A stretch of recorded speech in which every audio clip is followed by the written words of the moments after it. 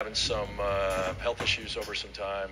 I've been having some cancer and stuff's been catching up to me a little bit. And I have these episodes of extremely low blood pressure, and usually I just get dizzy and fall over. So Joe's ready to catch me if that happens. And what happened yesterday apparently was a TIA. It's a transient ischemic attack. It's like having a stroke. Looks like a stroke. Acts like a stroke. They take me in. I didn't have a stroke. They scanned my CAT. I'm good to go. So I'm press on. And the doctors are helping. I'm gonna lock this thing down, and I'm not giving up. If I'm bleeding out my ears, I'm not tapping out. So I'm gonna press on. So they'll be holding me up here and do the best I can. But I'm ready to discuss 538, sir. Good, gentlemen. We're glad you're back, and we appreciate that, and we understand that that could happen to any of us, and we appreciate that, and we're thankful that all went well, and we encouraged you to let us know if we can help in any way. Got a long ways to go just to get up here, so when I get low blood pressure, it gets a problem. Good problem. I'm ready, sir. And deceased, we don't have to talk about deceased further reading. We always completed that. You don't have to do. No, you just continue to debate. And we're going. Well, this is a simple bill. Everyone can laugh at that, but it's not. We talked about compelled speech and what we're going to do. Compelled speech, the problem we've been having is the United States Supreme Court clearly holds that compelled speech is contrary to the First Amendment, and it offends the First Amendment. This is a constitutional issue. There's been entities across the state and across the country that have not been vigilant in protecting us against compelled speech, and we can see a lot of instances how far out of control that's become. As of recent, schools, employees, teachers have been under significant pressure of recognizing these gender pronouns under fear of reprisal or even being fired. We see that, and that's a challenge. And what we need to do is this particular legislation will prohibit any government entity from compelling any government employee from using any gender pronoun or title that does not correspond to the biological sex of that individual. And that's the core of this, is recognizing First Amendment rights is the key. The key here is everyone's constitutional rights are recognized. I repeat that, everyone's constitutional rights are recognized. And this does not prohibit pronouns and titles in schools or anywhere else. It just means it's no longer mandatory. It's not going to be compelled or bullied. So I can recognize that all day long. We're not going to do this. It's inappropriate, contrary to First Amendment rights, where someone is forcing me to say something I don't want to say. Clearly First Amendment rights. This is a First Amendment right issue, period. Now, there's been some issues out the teachers when I had the committee and I tried to get them to come forward and testify, they wouldn't. They're fearful of repercussions. That there's 22 school districts now in Idaho that have policies in place. Some may be threatened and firing if you don't follow them. So these teachers would not come forward. None of them would. No, I'm going to get fired. One came forward and said, thought the day would ever happen that a teenager screamed at me in school because I didn't say the right thing to her. So there's frustration across the board on this. I did have those sheets yesterday about particular extreme cases. That Indiana case where a child's in the house and the parents didn't like, hey, I have a new gender, mom and dad, and they're saying, no, you don't. And I said, yes, I do. Well, they go to the Child Protective Services and they pulled that child away out of the house. That is like extreme, ridiculous, insane overreach over something like that. Also, I sent it out what the Michigan had done, where they had a law that the gender, if you purposely use the wrong gender pronoun, it was a felony and a $10,000 fine. Well, that didn't get past the House, but I looked it up. You can kill someone in the car, $10,000 fine in 2 years. You use the wrong pronoun, felony and $10,000 fine. That's the level of insane. And so we understand this. I call it this inquisition across the board, across this country, how this is percolating. And this is a unique situation for me that I can stand up and actually mention this because I don't have an HR department ready to fire me. If I was in any other position of my civilian job, I even mentioned this, I'd get fired. No one can fire me. Mike can't fire me. The government can't fire me. No one can fire me. I can stand up here and talk all day. The Inquisition cannot punish me I guess they can beat me up in the parking lot or something, but it's not going to be an issue. I'm not going to have to worry about that. This is a very rare circumstance where we can push back. And this is where we started here. This is a real critical issue. There's right now 25 states across the country have legislation that address this, and 10 are specific, just like ours, that says we do not have to recognize these gender pronouns that don't correspond to the biological sex with the fear of reprisal or firing. And it's like come down to this incremental movement, this intrusion on our First Amendment rights. Well, where does it go from here? I look at the different ideological, political, religious groups. They all can come forward. If we allow this, everybody gets a piece of the action.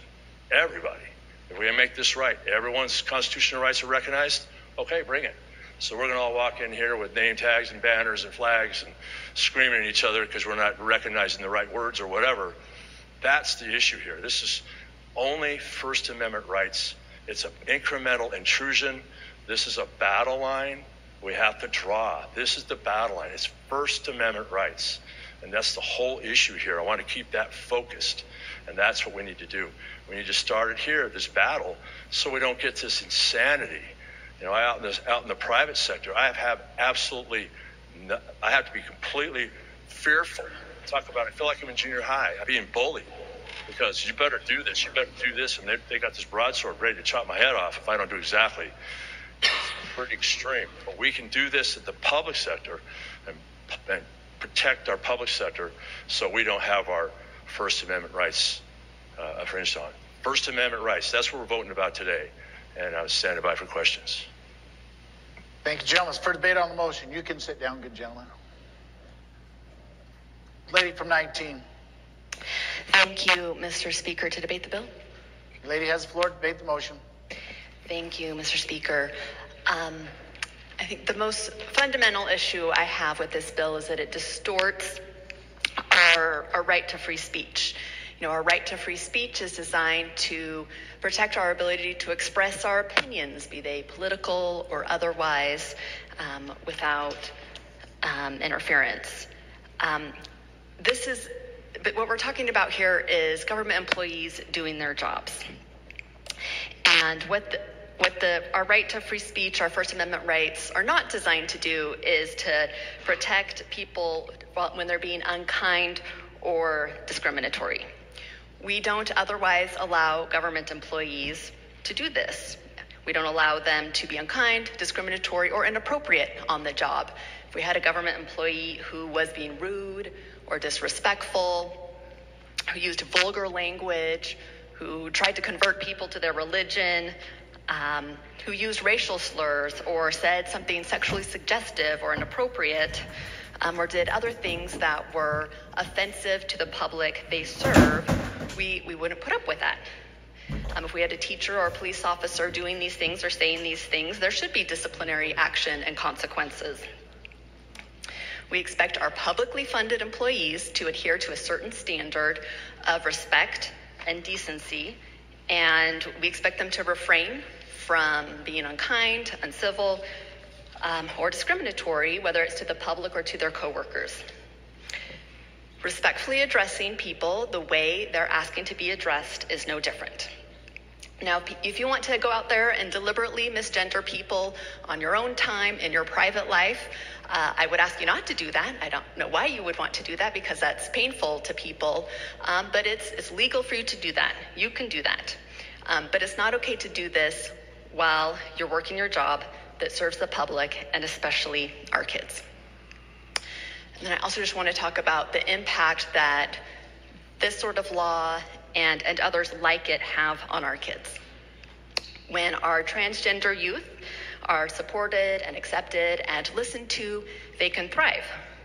What's driving the challenges and higher rates of suicidal ideation among this vulnerable group is attacks on their identity. And there was a study in the Journal of Adolescent Health that found that when young people were able to use their pronouns and their chosen names at school, home, and work, they experienced 71% fewer symptoms of severe depression and a 65% decrease in suicidal attempts. We also know that in states where there are more laws targeting LGTBQ communities. School hate crimes have quadrupled, and calls to LGBTQ crisis hotlines have exploded. We had Suicide Prevention Day last month. You may remember it. I had a group of teens come and talk to me, and they didn't come to talk to me about needing another hotline or a new program or new policies, although I think those could be argued for and I think are needed in this area. We need to do everything we can. But what they emphasized to me, the main point they made to me, was that our young people, our teens, need spaces where they feel accepted and treated with dignity, and that's what's going to protect them and help them thrive. So I want us to listen to our young people today and reject this bill. So please vote no.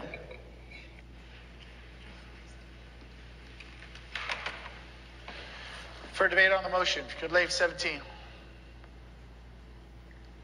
Thank you, Mr. Speaker. To debate against the bill. Good Lady has the floor to debate May the I motion. also take a short, teeny privilege to say we're glad to see the good gentleman for 14 doing better today. Thank you, Good Lady. It's a little scary. So, I do think this is a pretty simple bill, in my opinion. So I'll grant him that. To me, it comes down to respect, just as we call each other good lady, good gentleman, Mr., Miss, or whatever title. I feel that this is some way that we show individuals in the transgender community respect. Thank you. Thank you, lady. For debate on the motion. Gentleman 13. Thank you, Mr. Speaker. To debate in favor of the bill or on the motion. Gentleman has the floor to debate the motion. Thank you, Mr. Speaker. And ladies and gentlemen, 2 Sunday nights before we had legislative session, a friend of ours that my daughter plays volleyball with had us over for dinner. He's a Nampa police officer. And he started telling police stories.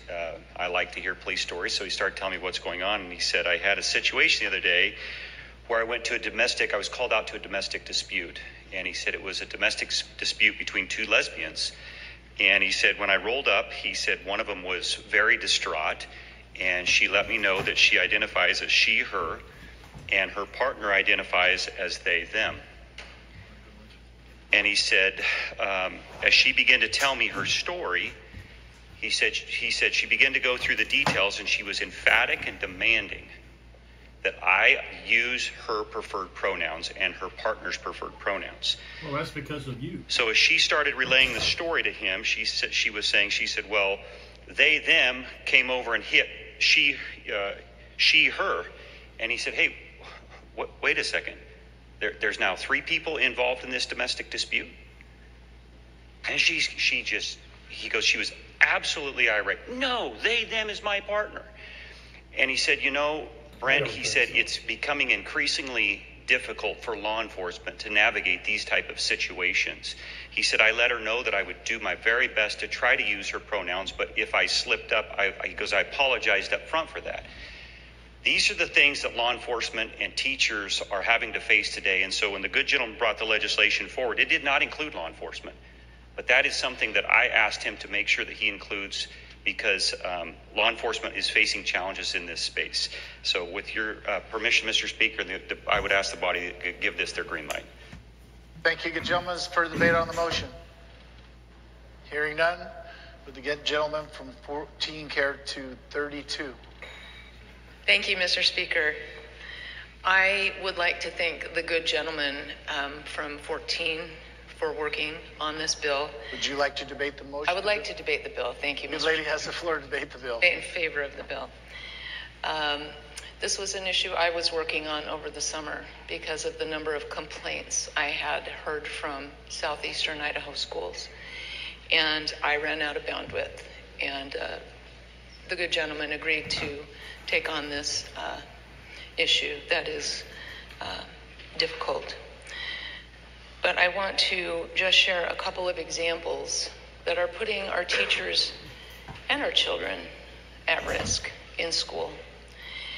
And that is students being called to the principal's office for reprimand because they happen to say hi to a friend from a previous semester in the hallway, not realizing that this friend was now going by a different name and gender.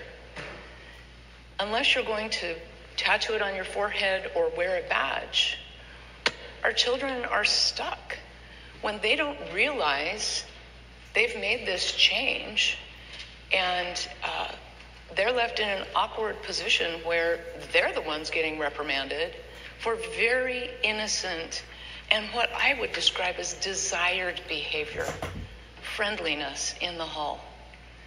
They hadn't seen this person since the class the previous semester. We also have parents showing up at concerts or other school events to have their children's name announced, only to learn that it is a different name.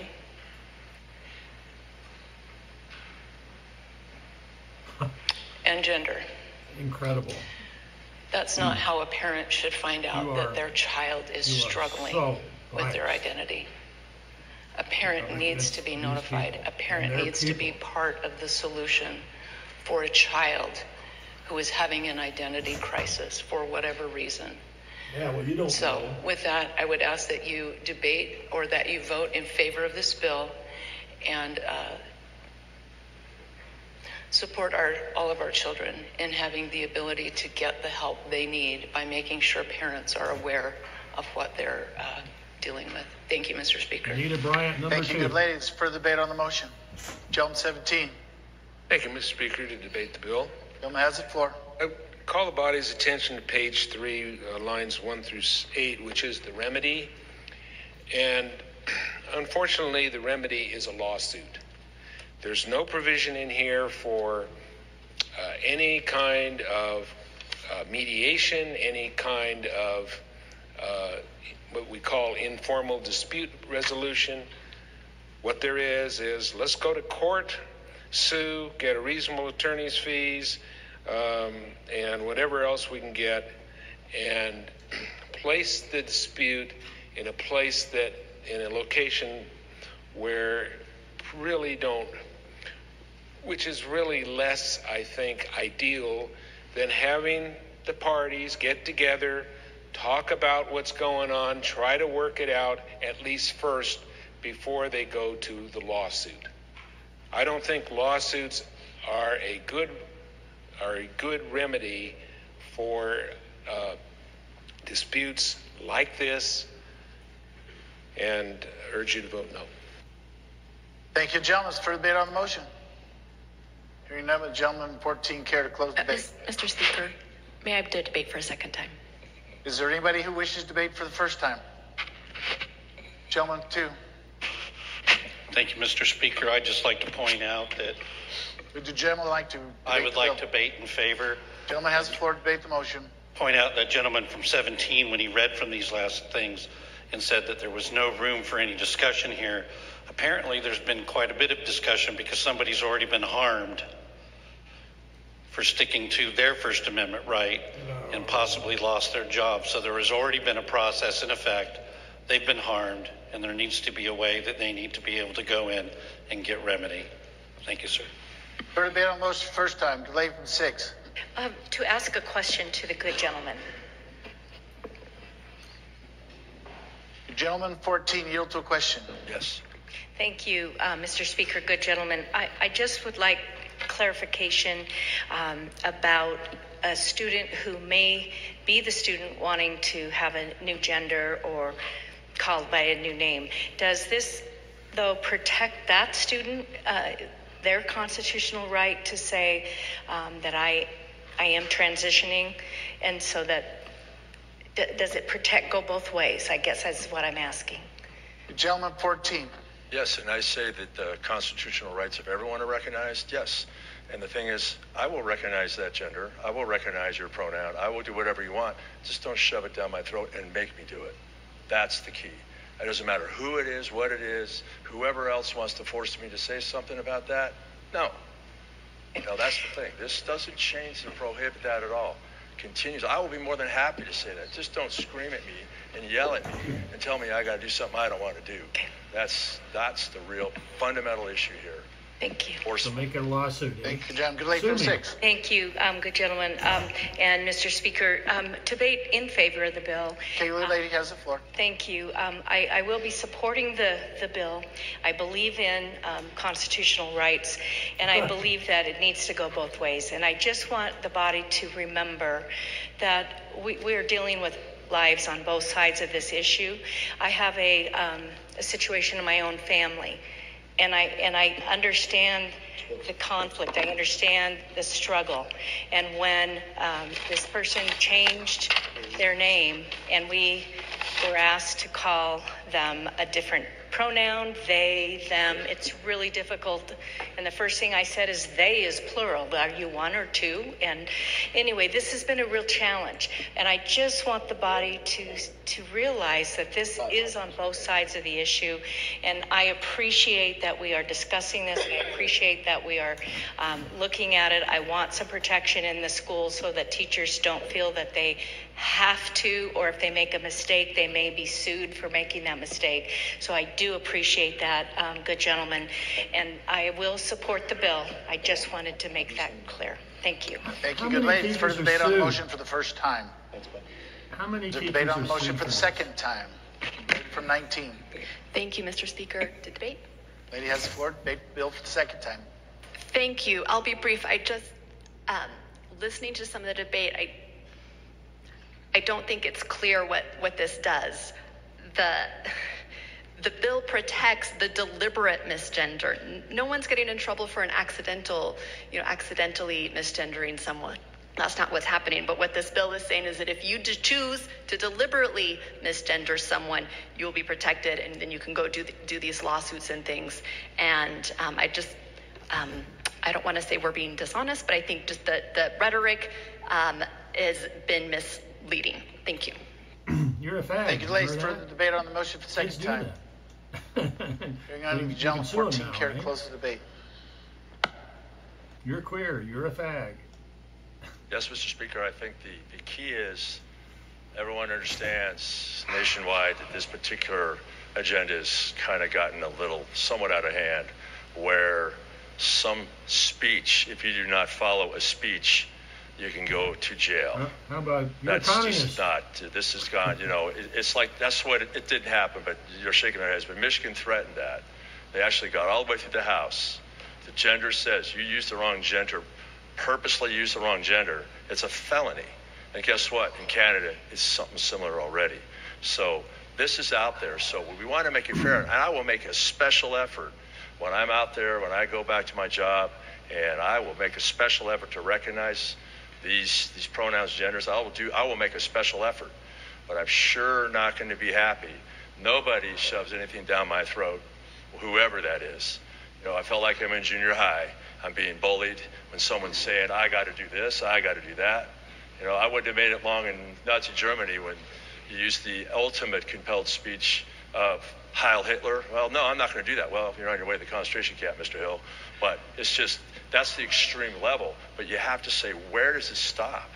The stop is, this is it. This is the line. Nobody gets to say anything. I want to be called your lordship, sir. And if I don't get that, I'm going to be upset, and I demand it. Well, that's ridiculous. And this is fair. And I will recognize, and I will make an absolute supreme effort to recognize this. The key is mandatory bullying, forced speech is everything we're talking about here. And if we don't put this back in the box, what's next? What else is coming next? Extremely important. This is the line in the sand. First Amendment, that's what we're voting for today. Thank you, gentlemen. Debate's closed. Question is, House Bill 538 passed the House.